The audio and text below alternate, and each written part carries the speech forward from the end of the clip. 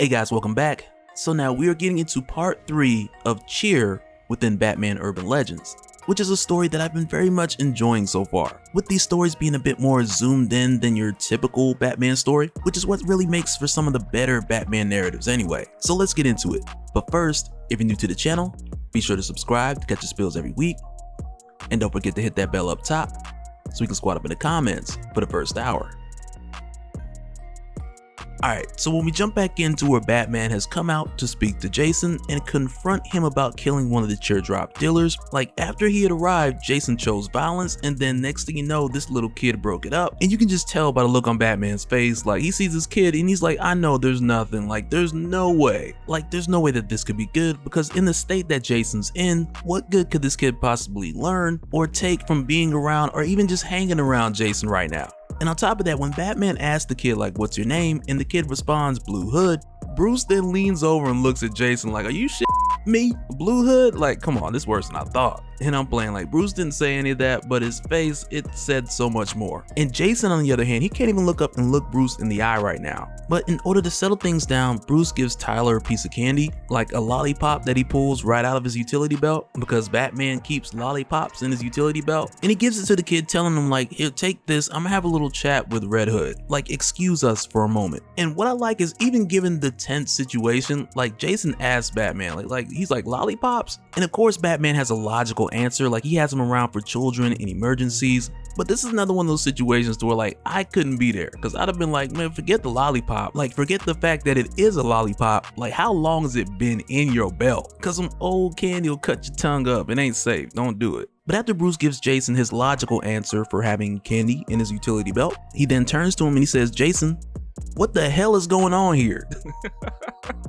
But it's here where Jason tells Bruce, because Bruce already knows that Jason killed the teardrop dealer, Andy. But it's here where Jason tells Bruce that Andy's Tyler's father. And with hearing this, Bruce just drops his head like, Jason. And once again, Jason defends himself by verbally going on the offense and just trying to make a claim with justifying all the reasons why he believes that Andy deserved to die. And he tells Bruce that he wouldn't understand because he's always had money. He's had Alfred and he's had the support of others. And Bruce doesn't even argue that point, like he knows he was always guapped up. But as a solution, he tells Jason that he's gonna put Tyler's mother in the hands of Gotham's best doctors, and he's gonna clean up this whole teardrop situation off the streets. And Jason tries to tell him like he'll shut it down, but Bruce is like, no, we'll do that. And making it pretty clear that he's not leaving Jason to do this by himself.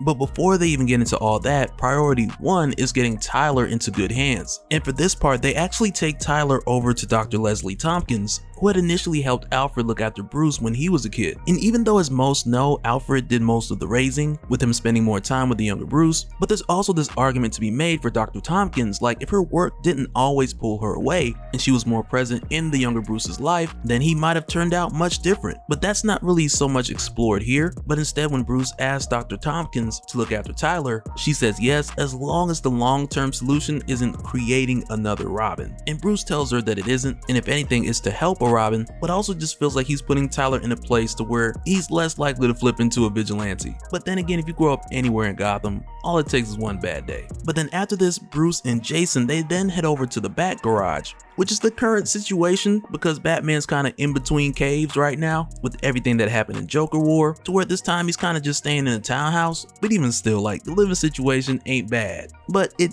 just ain't the Batcave. But with coming here, Bruce shows Jason like all the analysis from the samples that he had taken from the teardrops, which he had confiscated from different users before. And he shows Jason how it's very similar to Scarecrow's fear gas, but once again, Scarecrow's not really a suspect because everybody thinks he's dead right now. But even when he was highly active, he was a psychologist. So even in the beginning, he would have needed a chemist to at least make the first version of the fear gas. And with hearing this, Jason just asks like, couldn't anybody just duplicate it? But Bruce lets him know that it's unlikely since the gas breaks down too fast for anyone to get a sample. And really anyone except Bruce, who's tangled with the Scarecrow so many times that he's already sampled it and analyzed it long ago.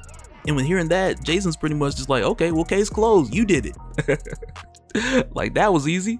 But now, with putting all this together, Jason tells Bruce that, well, Crane had to had someone who he knew at Gotham University who would have gave him some help, which Bruce already knew and he had somebody in mind already. But with showing all of this to Jason, he just wanted Jason to use his brain and think this through to the next step, which isn't usually Jason's method of going about things. And with seeing this takes us to another flashback, to a time where Bruce had brought a younger Jason Todd out to a scene of a crime, and with arriving there, he was like, Jason, what do you see? And Jason was like, crime. And at that point, I'd have been, man, like, Bruce, you better than me. I'd have just been like, you know what?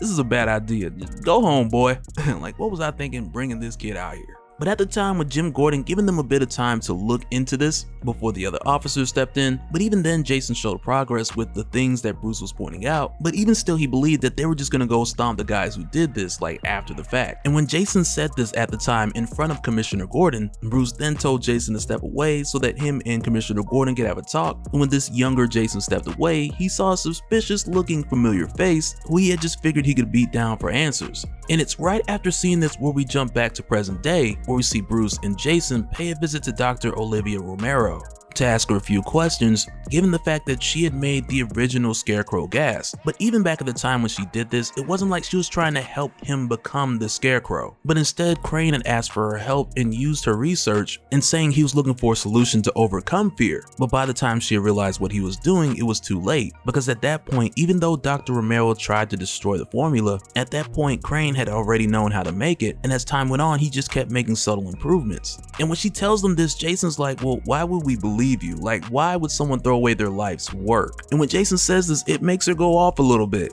because for her, with the whole situation of Crane, she's lucky that the university would even let her teach. But while this is happening, Batman, he just steps in the middle of the shouting match, and he tells Dr. Romero that he believes her, and he leaves her some of the samples of the cheer drops along with one of his flip phone variants of the Bat phone. Like, that's the Bat phone SE.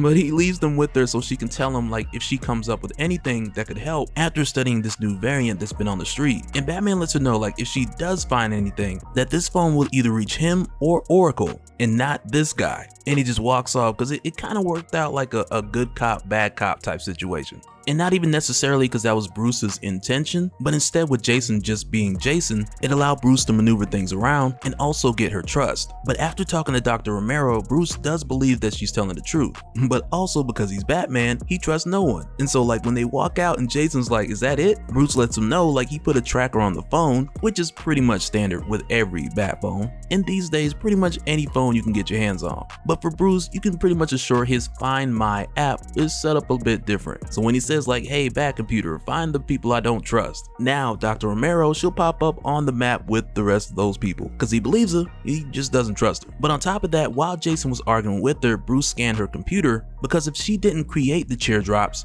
then it's highly likely that someone who did, they had gotten access to the formula from her, because Crane is more likely to take something like that to the grave, even though he's not in the grave. But that's a whole nother thing.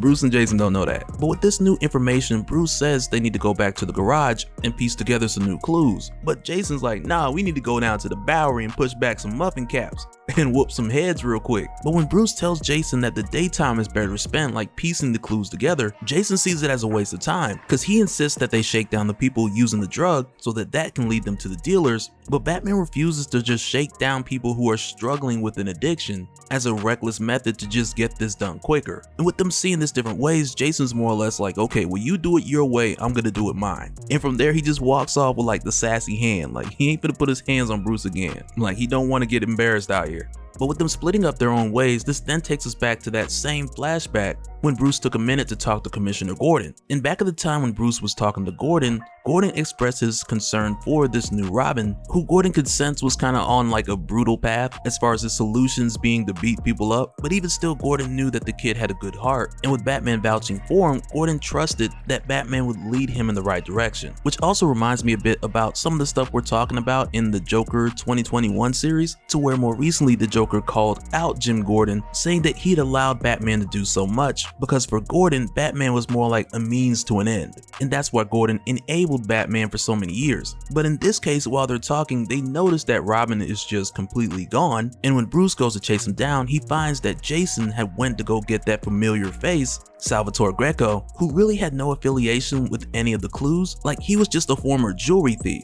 But with Jason chasing him down and with the intention of beating him up and scaring some answers out of him, Bruce then had to stop him because this isn't how you do detective work, and just assuming that someone who has any criminal history is just affiliated with the ongoing investigation because they look nervous, so you're just gonna shake them down for answers.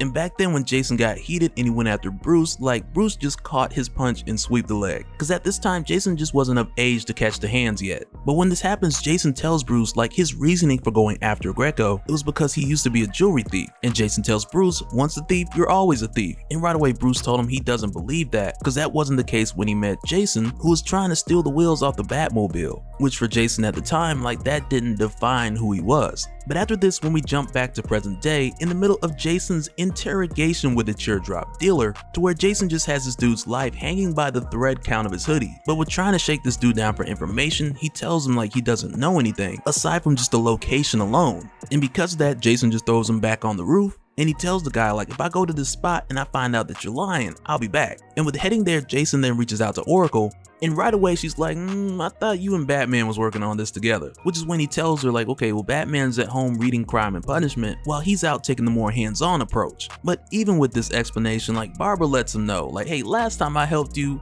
a man died. So why would I even at this point? But Jason gives her the explanation that he's trying to make up for that with just trying to get this drug off the street altogether. And really at this point, Barbara helps him just to kind of keep an eye on Jason, because she knows even if she had said no, Jason's just gonna go in blind anyway. And not just because he can be a hothead, but also out of desperation to try to make things right in his own eyes. And moving forward, he kind of wants to prove that to Barbara too. But when Jason goes into this building, initially it seems empty, and he kind of figures that these guys made a quick exit, like somebody tipped them off. So from there he's kind of like, okay, well let me do some detective work, like be the detective that Batman thinks I am. But once he gets well into the building, the temperature starts to drop, and immediately he realizes that he had just walked into a trap, because before he can run and make his way out, he is frozen in his tracks by Mr. Freeze, who was hoping to get Batman, but even still he's quite happy to catch the Red Hood here. And so now real quick, I want to give a special shout out to all the patrons. Thank you guys for all of your support. And for anyone who's new here who wants more information on how to support the channel, I got a link below so you can go to patreon.com/dopespill. But that'll do it for this one, guys. Let me know your thoughts down in the comments below, and we'll do it again on the next one. Alright, later.